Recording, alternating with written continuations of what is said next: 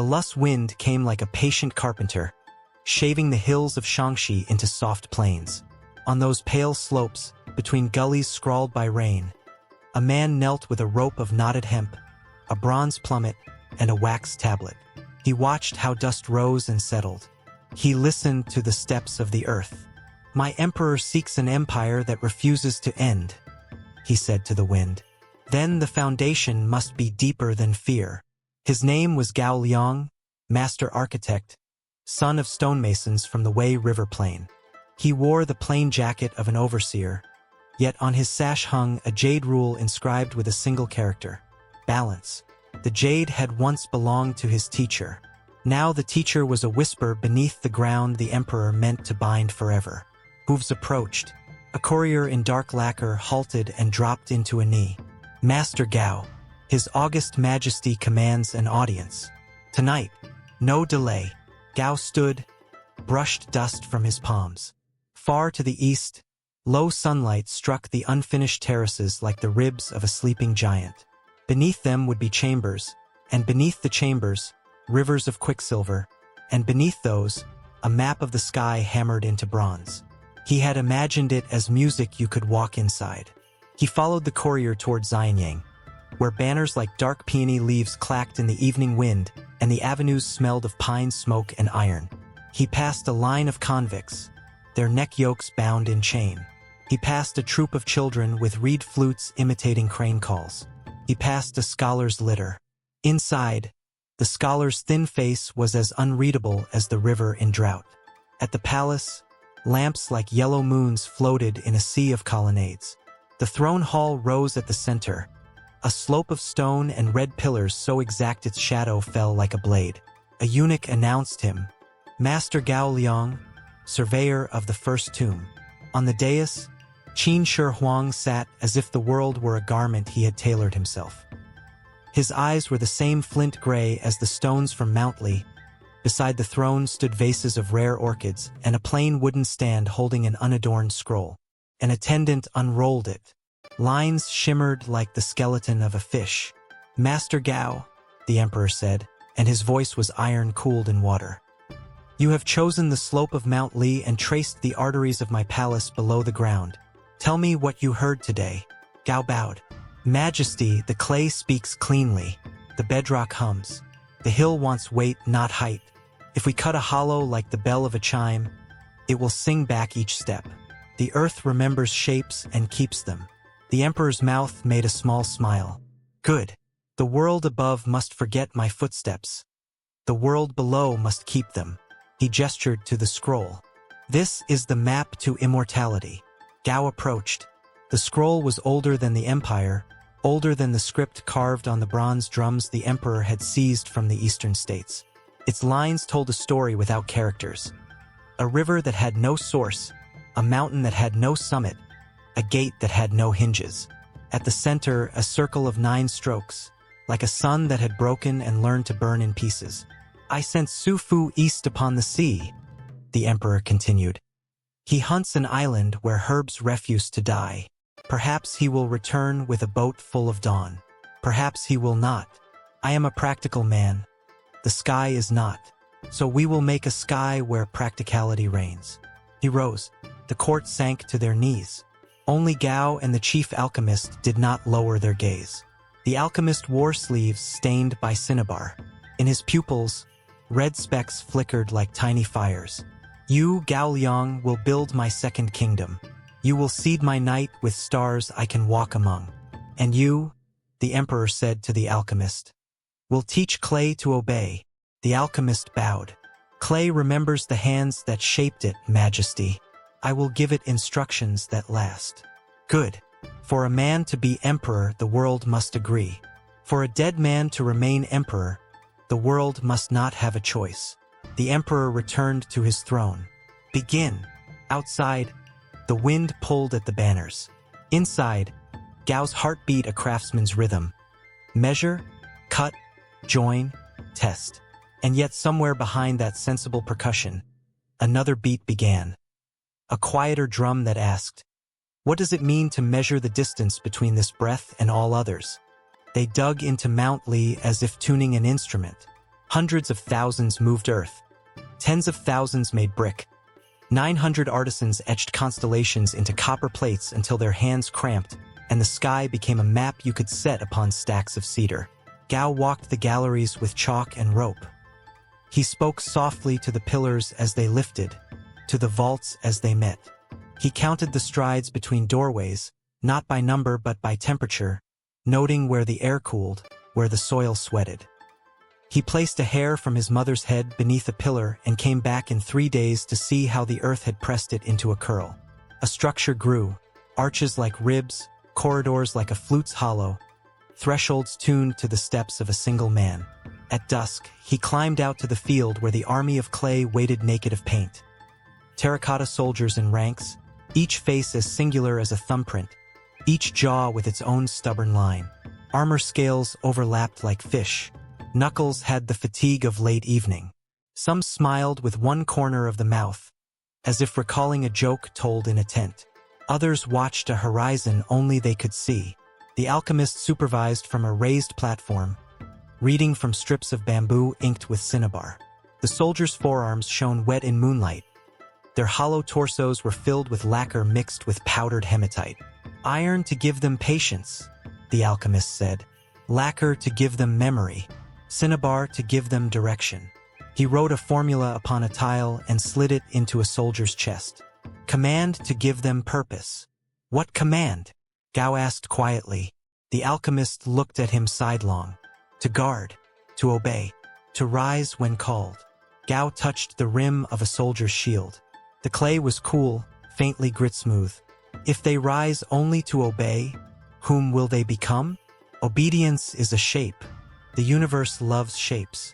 Gao said nothing. He thought of the emperor's boots leaving no scuff upon the polished stone of the hall. He thought of Su Fu's ships chasing a horizon that behaved like a rumor. He thought of a tomb where a man could walk forever and never arrive at death. A boy brought tea, panting from the run-down hill. He was small and fox-eyed and called Shin. He had been taken in by the kiln workers after the last conscription drove his father into the mountains. Master, he said, holding the cup as if it were an egg. The kiln fires won't sleep tonight. They say the soldiers must be finished row by row before the first winter frost. Is that how kings ensure their dreams? Gao accepted the tea. Kings ensure their dreams the way all men do, with stubbornness and fear. We can choose which to use more. Which will you use? Shin asked. Gao sipped. Balance. They watched the lines of clay faces disappear into the blue of evening. Stars pricked through the dark like the heads of nails. When the inner chambers were sealed and only the engineer doors remained, the alchemist and his acolytes filed in, shoulders chalked with formulas. They poured mercury into trenches shaped like rivers, and the metal ran like cold light, mirroring the stars hammered above. Gao had designed the channels to coil like dragons. The alchemist had insisted that dragons needed a purpose. So at the center of the map, the mercury spiraled down into a basin of black stone. Majesty's breath will linger here, the alchemist murmured, and the world will never again move without his reflection. Gao's skin prickled. He placed 2 fingers on the stone. It was as smooth as a thought that had decided not to be spoken. The emperor came alone, preceded only by his shadow. He stood over the mercury rivers and watched himself fractured in silver. It is almost time, he said. Yes, Majesty, the alchemist replied. The figures will be assembled in the outer galleries. At your word, we will finish the binding. The binding, Gao said. Clay is obedient, answered the alchemist, but memory wanders. We will give the statues a direction they cannot misplace. The emperor turned to Gao. You have given me a palace that will never fall. Now I require you to give me the last thing a man has to give, counsel. Gao bowed, then lifted his head. Majesty, men die, empires die. Clay endures for a while. The rivers you have made of mercury will not dry, but they will poison what drinks them. If a world must keep your reflection forever, it will forget its own face. The emperor's gaze did not move.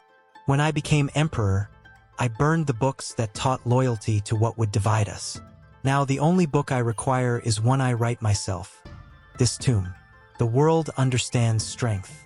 It learns balance only in hindsight. Gao's hands were steady. His heart was not. Majesty, balance has no hindsight. It must be lived. For a long breath, no one spoke. Then the emperor nodded once. The smallest bow a mountain can make to a river. Proceed, he said. On the night of the binding, the wind went still, as if the hill had asked the sky to be quiet. Torches burned innards of orange. The alchemist stood before the first rank of terracotta soldiers, a bowl of cinnabar in both hands. His acolytes painted the rims of the soldiers' eyes, the lines of their nostrils, the seams of their mouths. Each brushstroke lay like a command whispered to a dreamer. Guard the emperor in the world that does not end, the alchemist intoned. Rise when called, walk when summoned. Know the footfalls of the one who is first. Shun stood on tiptoe, watching with a mixture of awe and something like grief. Master Gao, he whispered, is this what it takes to live forever? Giving orders to clay. Sometimes, Gao replied. The orders we give stick better to earth than to hearts. A gong sounded, one low note that licked the ribs of the mountain. The alchemist lifted a brazier. Smoke curled around the first soldier's face, then the second, then 100, then 1,000. The smoke tasted of iron and bitter orange. Gao felt a weight, like standing under a roof whose rafters had grown stone. A tremor passed through the ranks. Clay mouths did not open, clay hands did not clench. But something more subtle aligned, a consensus among shaped earth. The alchemist laughed softly. They listen. Gao stepped down from the platform. The word balance weighed heavier than any tool in his sash. Clay that listens also remembers, he said. What else have you told them? The alchemist's eyes shone. That there is only one sun. That there is only one command. That there is only one enemy. Time itself. And anything that opens its mouth on behalf of time. The tone was pious. The logic was a net. It caught Gao in its skein of dread. That night, sleep did not visit him. He rose before the clouds frayed pink. In the half-light of the galleries, he found Shen oiling the hinges of a hidden door. Can you keep a promise? Gao asked.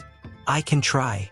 If I do not return from the emperor's last viewing, Gao said. Go to the eastern conduit, the narrow one that hums. Pull the lintel stone marked with a carved reed. Behind it is a corridor no one else knows. It leads outside into a ravine. Follow it. Teach others to find it if the need comes. Shun's eyes widened. Why would it?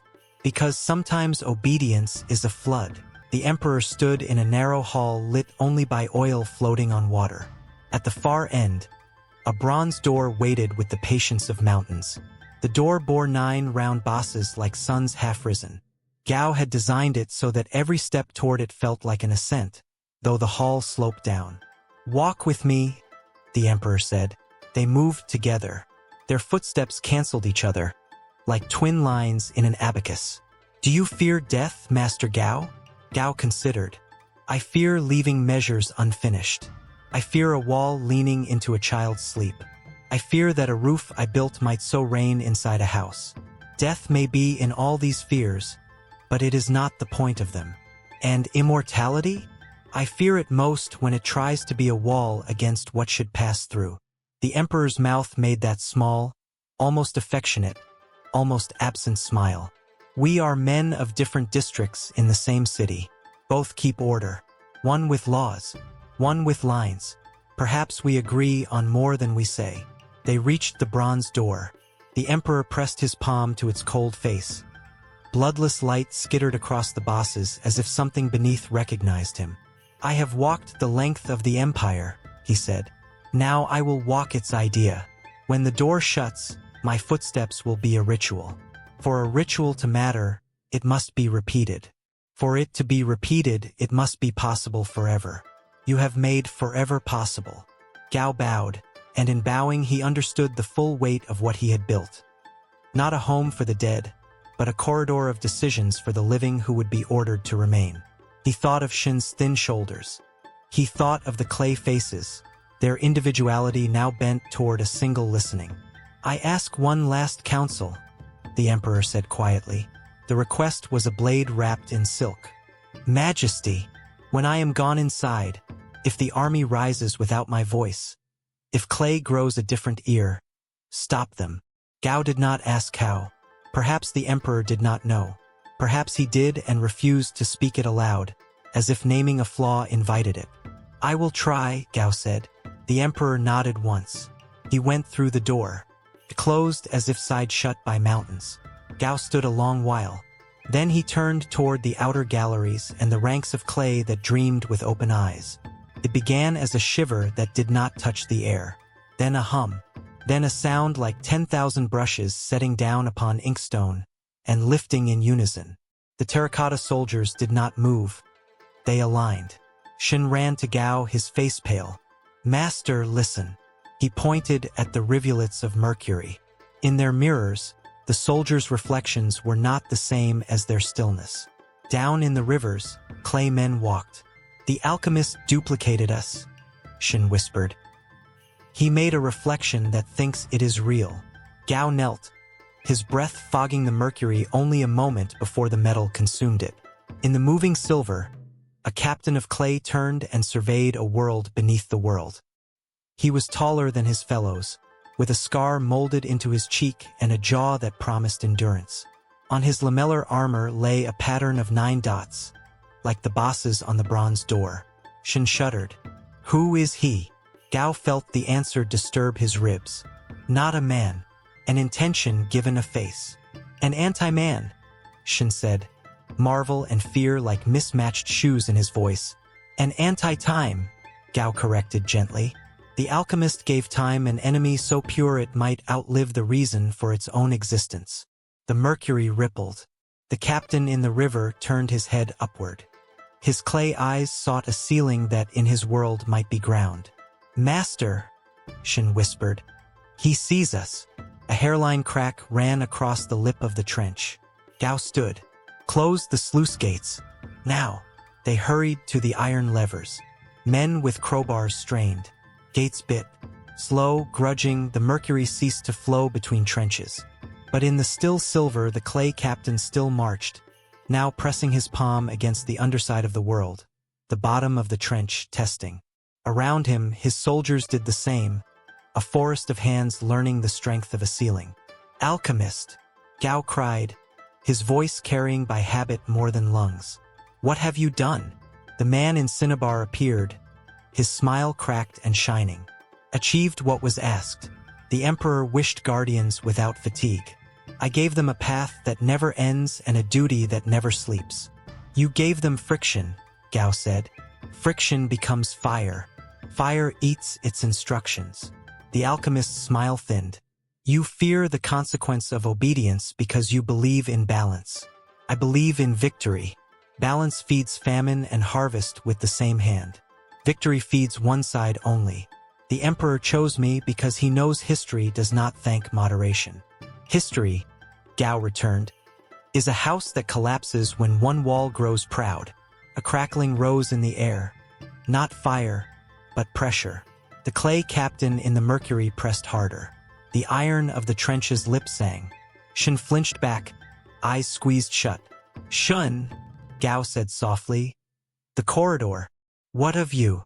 "I am a wall," Gao replied. "A wall does not run. It decides where to stand." Qin hesitated. Gao placed the jade rule in the boy's hands. "Balance," he said. "Carry it where orders cannot." The boy swallowed and fled. The alchemist looked almost tender. "You would resist clay? Clay that remembers every instruction with a fanatic's grammar." "I will remind it of something older," Gao said. "The hand that shaped it." The first soldier pulled himself from a trench as if from a dream. Clay fingers found purchase in iron. Clay shoulders shouldered the world aside. Then another, then 10, then companies. They did not groan. They did not bellow. Their silence was their shout. At the head strode the clay captain. He moved like a proverb rather than a man. Inevitable, terse. His eyes were blank and many. The alchemist's commands ran through him like a creek through grain fields. Gao stepped forward to meet him. He carried no sword. He carried a mason's hammer and a plumb line. "Who calls you?" Gao asked. The clay captain halted. When he spoke, his voice was the scrape of kiln tiles being stacked. "Duty calls us. The order that rejects end. We guard the first of all roads." "Does your road know where it goes?" Gao said. "It goes where it does not stop," the captain replied. "We tread steps so the sun remains in place." Gao nodded toward the sealed bronze door. "Behind that sun stands a man who asked for counsel. He asked me to stop you if you rose without his voice." The captain's head tilted a fraction. "We rise with the voice of the alchemist, which is not the emperor's. The alchemist shaped our ears." Gao lowered the plumb line until the weight swung between them, ticked like a patient heartbeat. "Soldier," Gao said gently, "when I shaped the chamber in which you stand, I taught the walls to listen to footsteps, my steps and yours. Hear them." The clay captain stood very still. The soldiers behind him did not advance. Somewhere in the luss a vole tunneled. The air made a small hollow to hold its motion. The plumb line settled dead center. "You have a center," Gao said low. "Not the alchemist's, not the emperor's. Your own, because hands made you and set you upright. Balance is older than command." The clay captain's jaw flexed. A hairline white showed at his lower lip. The kiln's old kiss. He made a sound like a wet stone turned in a river. The soldiers behind him shifted, not forward, but in doubt. The alchemist stepped from the shadows, eyes bright as mercury. "Do not listen to him," he cried, voice high and ringing. "He is an agent of time. Guard. Advance." The word advance struck the inner ear of clay like an iron stud. The captain shuddered, as if a chain tugged at his spine. Gao lifted the hammer. "I commanded pillars," he whispered. "Not to hold roofs, but to forgive their weight. Forgive, soldier." The clay captain took a step, then another sideways. The line of his men rippled. A wall became a door. The alchemist screamed. He hurled a brazier. Embers spattered like angry stars. Clay feet crunched into black scars. The captain turned his head toward the alchemist. The tiniest frown, no more than a kiln crack, showed at his left temple. "Orders," he said slowly, "must match the measure of the world." "Your measure is me," the alchemist gasped. "My measure," the captain replied, "is the plumb." He lifted his hand, not to strike, to touch the plumb line. The weight kissed his palm and hung there, still. For an instant, single solemn instant, the army of clay became architecture. It stood not as a spear but as a hall. The alchemist advanced with a knife glazed in vermilion. Gao stepped between. The knife glanced across his forearm, and blood looped, warm. Gao did not raise the hammer. He spoke. "Your craft is fire," he said to the alchemist. "Mine is balance. Fire dazzles. Balance outlasts." The alchemist hissed. "Balance is cowardice given mathematics." "Then watch it fight," Gao answered. He swung the hammer, not at the alchemist but at a keystone. Stone answered with a note deep as a drum. The chamber shuddered. Dust drifted like slow snow. The clay captain looked up. He saw the curve of the arch. He saw how his own ranks mirrored how a single soldier too far forward would throw the whole into ruin. He stepped back. He raised his hand again, and the army of clay withdrew 3 paces as one. The alchemist staggered as if struck. "Traitors!" "No," Gao said, catching his breath. "Builders." The alchemist, made of belief more than bone now, rushed him. The clay captain moved first. His palm, heavy, exact, met the alchemist's chest and pressed him against the wall. The cinnabar-stained knife clattered to the floor. The alchemist's eyes were wet, not with tears. The kiln had baked those away, but with fury that had discovered its border. "Let me go," he rasped. "I serve the emperor." "So do we," the captain said. "As the roof serves the house by knowing when not to fall." Gao met the captain's blank gaze. He saw nothing there and also the possibility of something. The possibility was enough. He nodded. "Hold him, then sleep." The captain tilted his head. Sleep. Return to the listening you had before orders came, Gao said. Return to clay. Hold a single thought. Stand. Let nothing else in. The captain lowered his hand from the plumb line. He turned to his ranks. Stand, he said, and the word went through the army like the tide through reeds. The soldiers planted their feet. Their shoulders eased, not in fatigue. Clay does not tire, but in decision. Gao looked to the bronze door. He imagined the emperor within, walking a corridor he had built, hearing the single word humming through stone. Stand. Perhaps it would steady even a man who had conquered endings. The alchemist sagged. In his eyes, the small red fires went out, one by one. Time will win, he whispered. Time doesn't win, Gao said softly. Ash that builds. Winter came with a dry snow that ticked against the granite like small bones. The emperor did not emerge. The empire continued, numb and exacting. Roads ran straight. Weights agreed with measures. Boulders that had dreamed of being mountains learned to be milestones. Gao oversaw the closing of the outer chambers and the careful forgetting of doors. He set markers in the stone that no map recorded. A cut no wider than a beetle's leg. A chisel kiss under a lintel where only calloused fingers would ever brush. He taught Qin to read them as a monk learns to read wind. What of the army? Qin asked once, when they sat on the Lus slope and watched cranes angle over the river like ideograms for a word meaning almost. They stand, Gao said. Standing is a kind of mercy, to themselves and to us. And the alchemist? Gao paused. He lives. He studies silence with hatred. One day he may convince silence to answer. We must teach the world to answer louder.